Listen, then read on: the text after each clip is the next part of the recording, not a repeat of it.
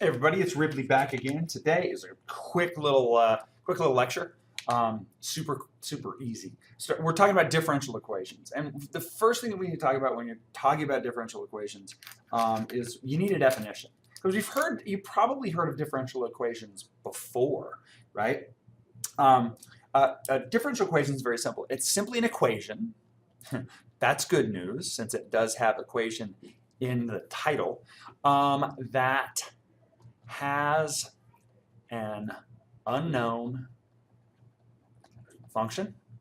Now, you'll hear this referred to in most textbooks as a solution. The solution is the function, unknown function, and at least one of its derivatives.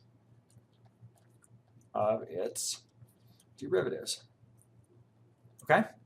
Now, let me give you a couple of examples. For example, if I did xy equals y prime sine x plus cos x.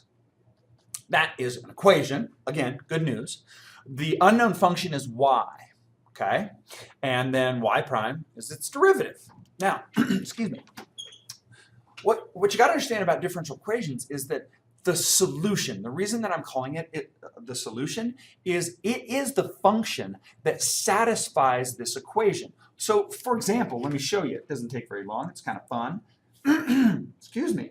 I'm going to show you that y equals 2/3 e to the x plus e to the negative 2x is the solution, or is a solution, you got to be careful here, to y prime plus 2y equals 2e to the x. Now, careful, this is the diffie-q. This guy here is the diffie-q, and this is the solution. But I'm going to prove that this is the solution. It's so simple. Watch. All I'm going to do is I'm going to go y prime. Why am I going to go y prime? Because there's a y prime there. It's got a y prime and it's got a y. So my job is, when everything's said and done, I'm going to take the derivative. I'm going to stuff it in for y prime. I'm going to put this y in right here where I see a y, and then I'm going to show that that equals 2e to the x. So y prime is equal to 2/3 e to the x minus 2e to the negative 2x. That's y prime. So now here's the fun part. I have the tools. Let's just plug everything in and see what happens. Well, y prime is 2/3 e to the x minus 2e to the negative 2x plus 2 times 2/3 e to the x plus e to the negative 2x. And now it's kind of like a trig identity. I have to show that that equals 2e to the x. Let's go up this way. Right here, no problem. So I've got 2/3 e to the x minus 2e to the negative 2x plus 4/3 e to the x, right? Plus 2e to the negative 2x. Those cancel. Last I checked, 2/3 plus 4/3 was 6/3, which is 2e to the x, which does indeed equal 2e to the x. That's this guy. So this came from the left-hand side after I put everything in, and this is from the right-hand side. All right? So, yay, QED, QED. All right? So all you're doing is proving that a function is indeed a solution to a differential equation. Let me give you another couple. There are two of these that actually model. We're gonna use them to model population growth. I'm feeling kind of rushed, or feeling kind of crammed in over here. I don't know why I'm not managing my space here very well, but we'll change colors. I kind of want it all on the same page. Excuse me. Let's go. Bam. There are two differential equations that you'll actually see later in this course. One of which is dp over dt is equal to kp. Now, this is the differential equation for exponential growth and decay. And we know that exponential growth and decay, in this case, would be, the solution would be dp over dt is equal to p naught e to the kt. We've done this before. You did this in Algebra 2 before you knew anything about a differential equation. Now let's make sure this is a differential equation. It's an equation. Yay! It's got a solution, an unknown solution. Well, it's known. Shh, don't tell anybody. And at least one of its derivatives. Check. Now I'm actually going to prove that this guy is the solution. So here's what I got to do. I've got my p.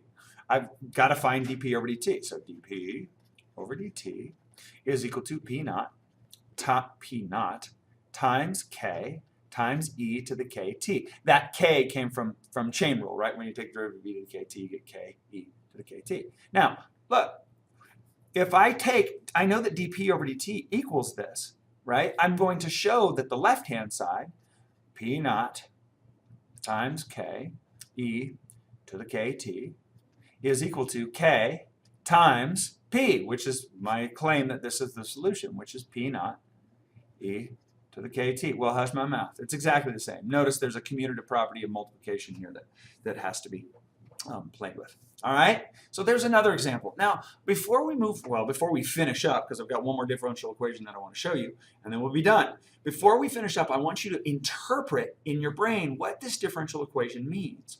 What it says is the rate of change of a population with respect to time is proportional to the amount present at any given time. That's exactly what exponential growth and decay is. The rate of change is proportional to the amount that's there, right? That's what it says. All right, so cool. That's kind of important because that may show up in test problems, AP problems, your later differential equations courses. All right, but to hear that and say rate of change is proportional, okay, that's cool. That becomes an exponential growth and decay problem. All right, last but not least, I want to do what's called the logistics growth problem. Let's pick orange. All right, this is simply dp over dt, and we're going to expand on both of these later on down the road. But for now, I just want to show this one to you guys because it's really cool. This is kp times 1 minus p over m. Now, believe it or not, this is the solution to this. We know that the solution to this guy is either, whoop, that's exponential growth and decay. If k is positive, whoop, if k is negative, looks like that. This one, however, is way more intriguing. This one it looks like this. Looks like that. It's the logistics curve.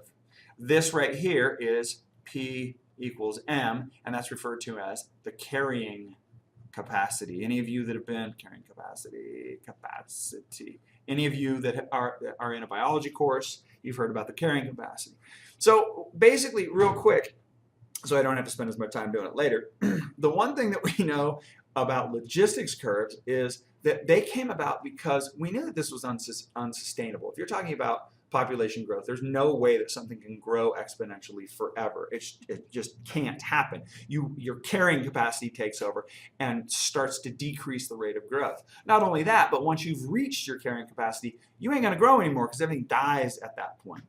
Now, if you look at this, how does this thing work? Why does it start out exponential and then bend around this horizontal asymptote, which we refer to as the carrying capacity? Well, you can tell if we sort of ignore the 1 minus p over n and we just look at kp, guess what?